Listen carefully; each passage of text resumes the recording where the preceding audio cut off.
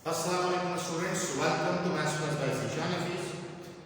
Class चल रही है फर्स्ट ईयर की और टॉपिक चल रहा है हमारा सेकंड नंबर 12 एक्सरसाइज 12.4। इसी के प्रीवियस लेक्चर में अभी हमने कुछ क्वेश्चन नंबर 4 के इंपॉर्टेंट पार्ट्स देखे थे। उनमें एक और ज़रा इंपॉर्टेंट बड़ा ज़बरदस्त किस्म का पार्ट है जो कि मैंने प्रीवियस लेक्चर के शुरू में लिखा था और लिखने के बाद आप लोगों को कहा था कर लीजिएगा। कुछ स्टूडेंट्स ने उसको सॉल्व कर लिया होगा, कुछ को प्रॉब्लम भी हो रही होगी, जबकि बड़ा आसान सवाल है लेकिन दूसरे सवालों से थोड़ा सा मुख्तलिफ है। तो मैं कोशिश ये कर रहा हूँ कि अभी के इस लेक्चर में मैं वो सवाल खुद से बोर्ड पे करवाऊँ।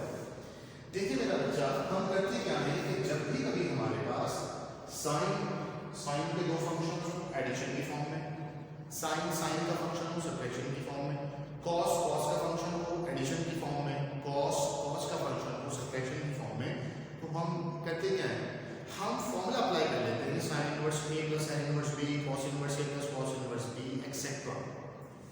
होता क्या है उसके नतीजे में, लेफ्ट हैंड साइड पर अगर साइन है तो राइट हैंड साइड पर आंसर में क्या है हमारे पास साइन। लेकिन इस सवाल में खास बात क्या है, आप लोगों को टास्क दिया ही इसीलिए था कि मैं ये देख सकूं कि एक एवरेज बच्चा कौन है और एक बड़ा जबरदस्त किस्म का बच्चा कौन है। तो वैसे तो आप लोग सारे के सारे बड़े ही वीआईपी शानदार बच्चे हैं, लेकिन कभी कभी ऐसा होता है कि बहुत अच्छे बच्चे भी थोड़े से टेक्निकल सवाल जैसे कि ये है उसमें फंस जाते हैं और फिर उनको लगता है कि शायद एक्सरसाइज बहुत मुश्किल है। बस इसी चीज को जहन में रखते हुए ये सवाल खुद से करवा रहा हूँ। देखिए मेरा बच्चा, होता क्या है कि साइन का आंसर साइन में आना चाहिए, कॉस का आंसर कॉस में आना चाहिए। तो अब कॉस तो है नहीं, इसका मतलब ये हुआ कि पहले मुझे कॉस फाइंड करना पड़ेगा। ठीक है, तो मैंने क्या किया, ये जो दो फंक्शन मेरे पास मौजूद थे, एक को मैंने सपोज किया ए, दूसरे को मैंने सपोज कर लिया बी, और दोनों का साइन उठा के जब हम इस तरफ लेकर चले गए तो ये साइन इनवर्स वहां जाकर बन गया साइन ए, ये साइन इनवर्स वहां जाकर बन गया साइन बी, और हमारे पास दो अदद वैल्यूज आ गई। एक वैल्यू आ गई है ये साइन ए की, एक वैल्यू आ गई है साइन बी की। लेकिन फिर से हम वही बात करें कि मुझे जो आंसर चाहिए है वो किस में चाहिए है, कॉस में। तो साइन से काम नहीं चलेगा, मुझे क्या करना पड़ेगा, मुझे कॉस का फंक्शन सॉल्व करना पड़ेगा। तो हम क्या करते हैं, ट्रिग्नोमेट्री में हम जानते हैं एक रिलेशन होता है sine square theta plus cos square theta, जो कि बराबर होता है इसके 1 के। आप तमाम बच्चे जो चैप्टर नंबर 10 पढ़ चुके हैं उनको अंदाजा होगा कि फॉर्मूला कहाँ से आया है।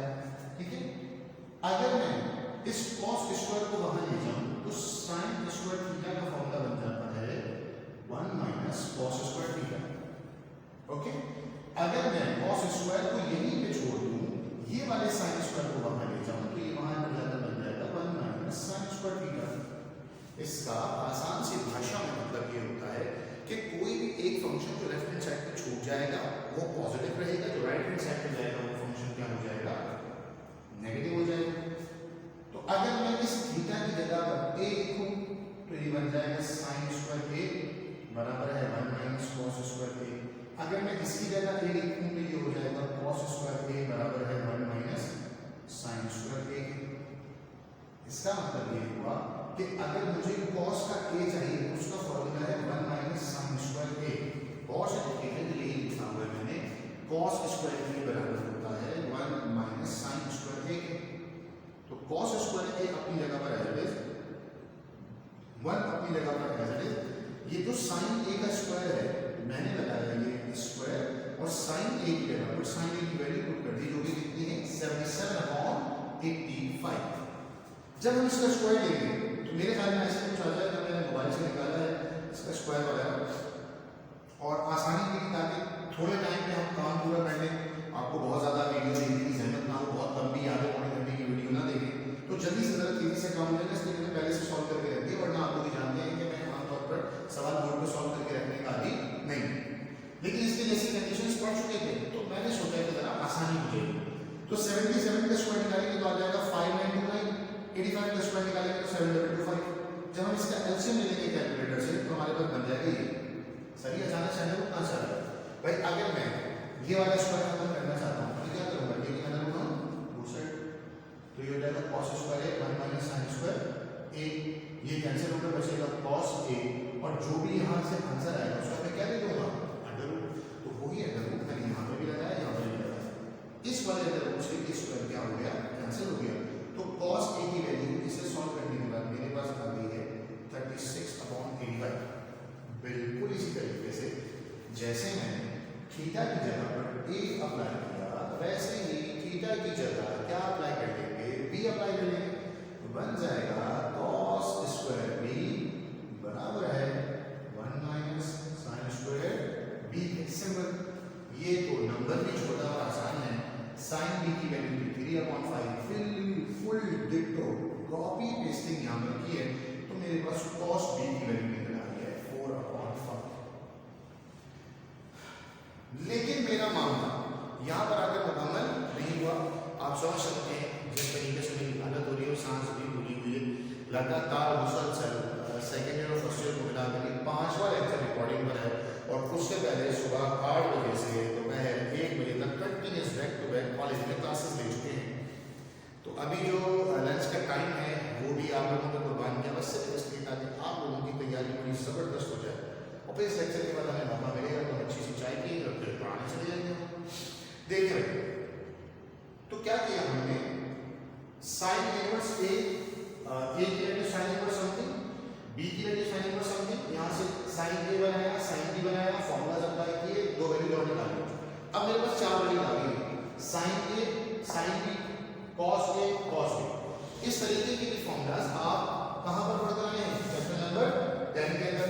वो होता है cos अल्फा प्लस बीटा बराबर होता है cos alpha cos beta sin alpha sin beta. जहां पर मैंने आप लोगों को ये बात समझाई थी कि sin cos में आपस में जब sin अल्फा प्लस बीटा या sin अल्फा माइनस बीटा होगा तो साथ जीने मरने की कसमें खा ली, यानी कि उन्होंने कसम उठा ली है कि जिए के साथ मरे के साथ और हम कभी भी जुदा नहीं होंगे। ठीक है, जब sin का फॉर्मूला होता है एक टर्म sin होती है दूसरी cos होती है, एक टर्म sin होती है दूसरी टर्म क्या होती है cos। यानी ये समझते हैं दोनों ने एक दूसरे का हाथ थामा होता है और बड़ी ही मोहब्बत से कह रहे होते हैं कि फलक तक चल साथ मेरे फलक तक चल। तो वो जहां जहां पर भी फॉर्मूला दुनिया में मिल जाएगा वहां पर साइन के साथ cos रहेगा, cos के साथ साइन, लेकिन cos का मामला बिल्कुल मुख्तलिफ है ना, इन दोनों के रास्ते बिल्कुल अलग अलग है। समझाने के लिए मैं कहूँ तो साइन और cos के अंदर क्या हो चुका है, ब्रेकअप हो गया है। सही, मैं यहाँ तू वहाँ वाली सिचुएशन है। एहसास तो हो रहा है लोगों को कि हाँ हो गई गलती मुझसे, मैं मानता हूँ, लेकिन बाहर अभी इतनी गलती सुधरने वाली नहीं है।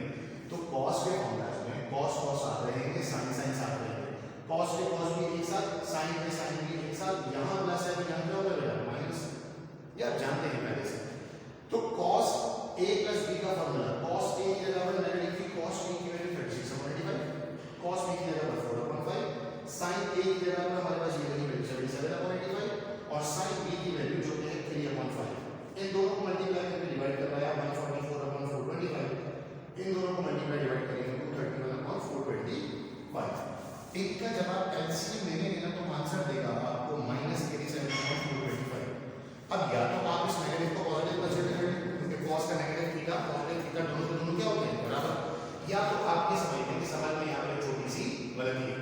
सब जानते हैं cos का नेगेटिव एंगल और cos का पॉजिटिव एंगल बराबर होता है, तो आप चाहें तो इस नेगेटिव एंगल को क्या बना सकते हैं, पॉजिटिव बना सकते हैं, कोई इसमें हर्ज नहीं है।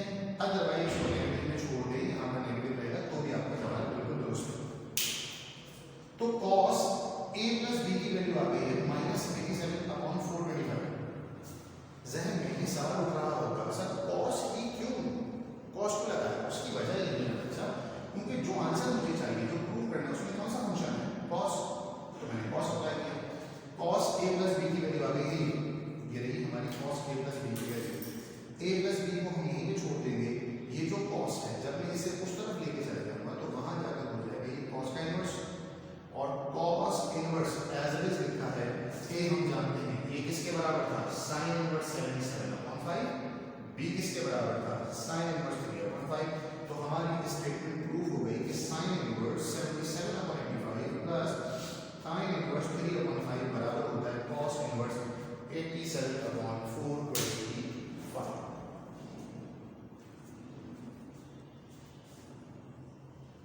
ये हो गया हमारा बड़ा एक जबरदस्त किस्म का क्वेश्चन, और इसके जितने भी पार्ट्स थे ऑलमोस्ट मैं प्रीवियस लेक्चर्स के अंदर आप लोगों को पढ़ा चुका हूँ, एक या दो कोई पार्ट्स रहते थे।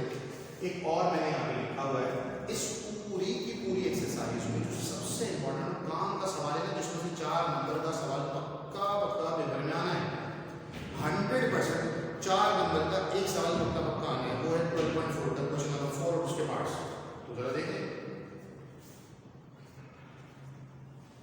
ये हम हटा देते हैं यहाँ पर जो हमने एडिशन चीजें लिखी है।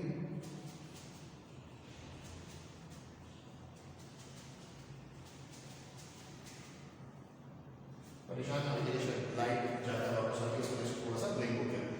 देखिए एक फंक्शन है कॉस में, दूसरा है टेंजेंट में, और प्रूफ भी करना है कॉस में।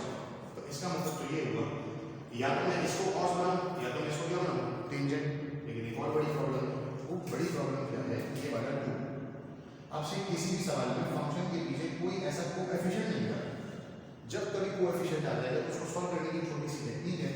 यहाँ पर मैंने इसको कंसीडर कर लिया, मैं पूरी की पूरी इक्वेशन को नाम दे रहा हूँ 1 और सिर्फ इसको सॉल्व कर रहा हूँ।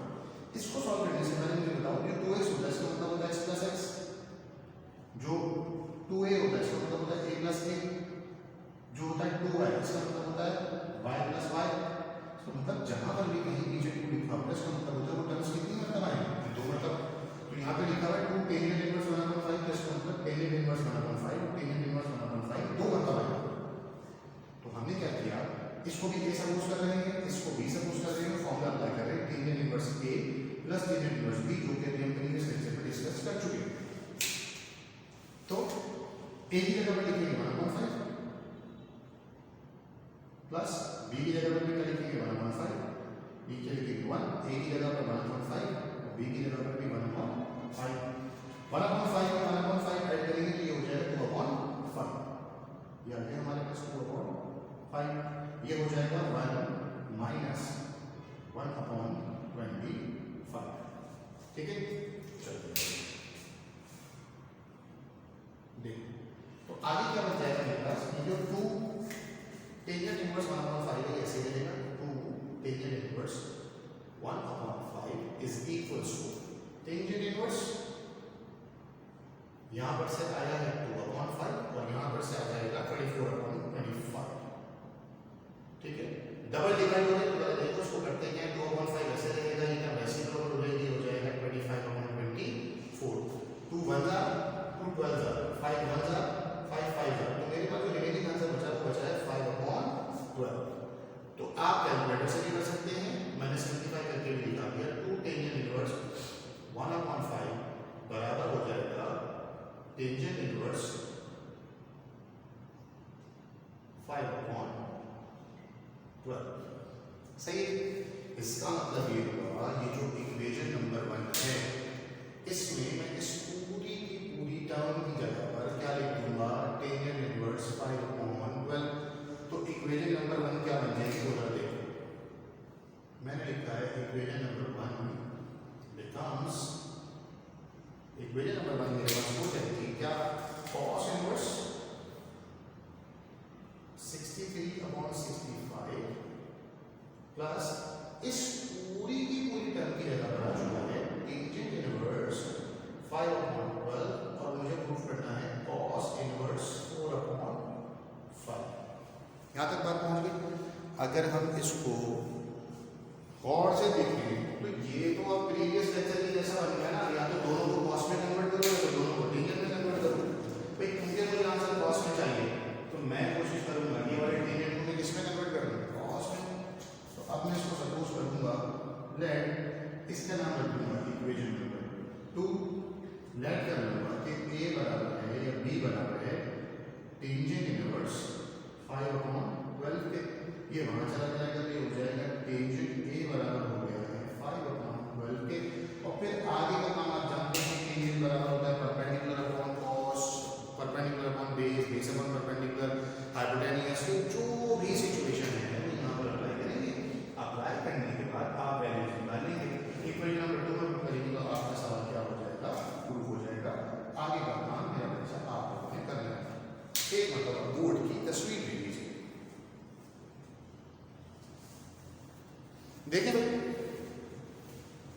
तो हमने क्या देखा कि अगर हमारे पास इस पूरी की पूरी एक्सरसाइज के क्वेश्चन नंबर 4 में अगर दो साइन के सवाल आते हैं तो sine inverse a plus sine inverse b, sine inverse a minus sine inverse b का फॉर्मूला अप्लाई हो जाएगा। अगर cos के सवाल आते हैं तो वहाँ भी फॉर्मूला है, टेंजेंट के सवाल आते हैं तो वहाँ पर भी फॉर्मूलाज हैं।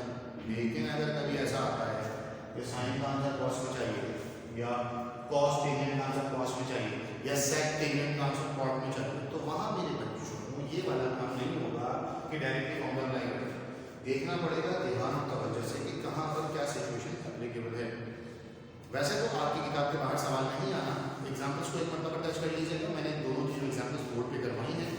इस तरीके का कोई भी सवाल एग्जाम्पल के अंदर मौजूद नहीं, ये बाहर एक्सरसाइज के अंदर है और मैंने आप लोगों को पूरा पूरा बोर्ड पे करवा दिया। इसके अलावा जो इसके क्वेश्चन करवाने वो एमसीक्यू है, कैलकुलेटर से सॉल्व हो जाएगा। जो क्वेश्चन नंबर 2 है वो भी सॉल्व हो जाएगा। जो क्वेश्चन नंबर 3 है वो इसकी बेसिक है। आपने तो पूरा का पूरा शिकार करना सीख लिया, तो फिर डांगर बनाने में क्या मसला?